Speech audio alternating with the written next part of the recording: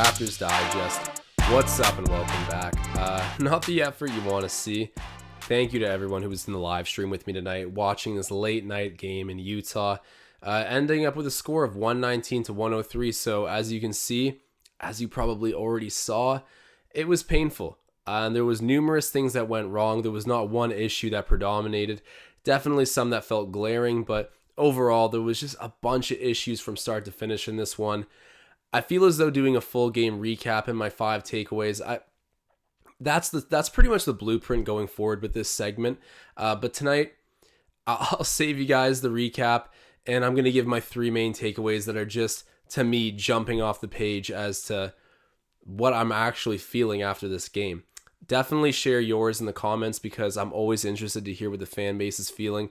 Definitely the chat getting vocal about tonight's game, I'm sure, as you can imagine. And if you haven't checked out Ben and Riker's post-game breakdown, you got to go check that out. I mean, this was an ugly game in just about every way, so I'm sure they're going to have something to say about it. Must-see content.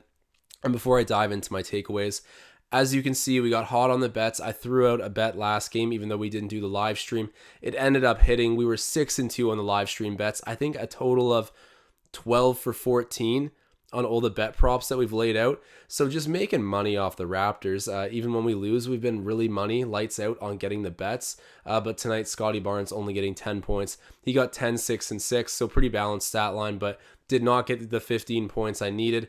And then I had plus 12 on the spread for the Raptors. This thing was blown wide open in the second half. We actually had a lead by 2 points going into halftime, and then the third quarter came back to haunt the Raptors. I'm gonna get into my takeaways right now, but as you can see, we did not hit the bet. We did not win the game.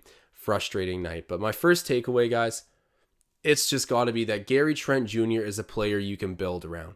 31 points, and he's third right now in DPOY voting according to NBA.com. 5 of 11 from 3-point range tonight. Pretty sure he's still leading the league in steals. This guy is just, and this is probably going to be my only positive takeaway of the game, so, soak this one up while it's here. Gary Trent Jr., he has all season been very consistent on both ends of the floor. Yes, he gambles sometimes when he goes for steals. It is what it is. He's young, he's learning, but the fact that he is getting those steals, it seems like more often than not, and just impacting the game, like I said, on both ends of the floor so effectively.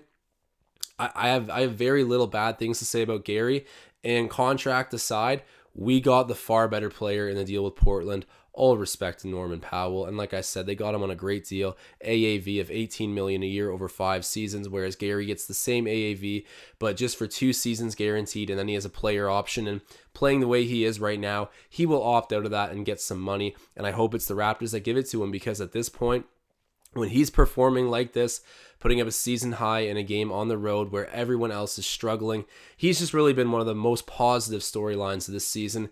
Gary Trent Jr., he is a guy you can build around. He's not just a role player. He's going to be a big part of this team going forward. It's a huge takeaway for me.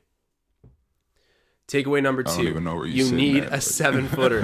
Hassan Whiteside and Rudy Gobert, they dominate you tonight. They were cleaning you guys off the glass every opportunity, getting alley-oops, and Rudy Gay, too, another sizable forward who was just having a field day with the Raptors. We need interior protection. Yes, Khem Birch is a pretty good center, the closest thing we have to a traditional center, but we're missing that 7-foot player like a Moses Brown, which is on my wish list. I'm a broken record with this one, guys, but tonight it really stood out. Utah is a team with a ton of height, and I mean, when it came down to those 50-50 battles on the glass, we lost all of them. We were fouling them a ton. It was ugly from start to finish, even though we did have a good little run where Fred VanVleet put together some timely 3-pointers, and we got some benefits. We benefited from some steals and some timely calls from the refs. At one point in the game, it didn't sustain itself, and ultimately we end up losing by the deficit of 119 to 103. But I think the glaring takeaway is just that we need someone who's 7 feet tall and athletic, and then we can do the rest from there. It just totally affects the schema that you can run defensively. Think about the Giannis wall that we built. You cannot build the wall to stop Giannis from scoring without the 7-foot Marc Gasol out there. So I just feel like it drastically changes your approach to defense, just from a schema standpoint as well. The Raptors need to find a 7-footer, and the trade deadline, I hope, will bring us that. But we're in for the long run, guys. If we don't get it at the trade deadline, I'm sure we'll find it in the off season or some point the season after. let's not go into immediately needing to contend again. I know not everyone's thinking that way, but you got to enjoy the downtime to enjoy the uptime, right? Take the good with the bad. Eventually we will get that 7-foot player, and I'm hoping it works out, but right now it's just glaringly obvious that it's hurting us not having that in the lineup at the moment. Takeaway number 3, and it will be my last takeaway. Siakam needs to go. 4 points, 4 turnovers, 2 of 14 in a game where there's no Anunoby to split shots with. Like I'm at a loss of words for Pascal Siakam. I've defended him time and time again. I do think he brings a lot to the table still, but for a $30 million a year player, and I know I'm always like, hey, we need to alienate the contract from the situation and just look at how he's performing. He could be making $3 million, and I would look at tonight and say, what happened? It's not even about relativity to the money now. This is just straight up a guy who's struggling. And I understand he's coming off a shoulder surgery, but this is a body of work thing. I'm looking back 365 days ago, and it's just the same issue with Pascal. He's got no go-to shot to speak of. Defensively, he's not heavy enough to protect the baseline. 4 personal fouls as well tonight. That's been a recurrent issue for him.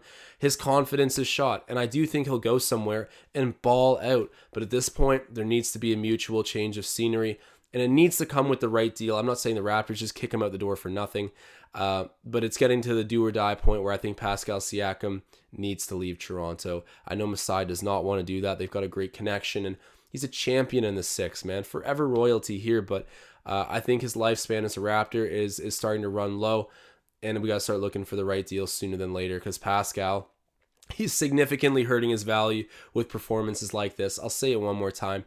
4 points, 4 turnovers, 4 personal fouls, and he shot 2 of 14, and I think 0 of 4 from 3. Just very, very little words to describe what I saw out there other than upsetting. He's not the problem, but he is a huge problem for this Raptors team.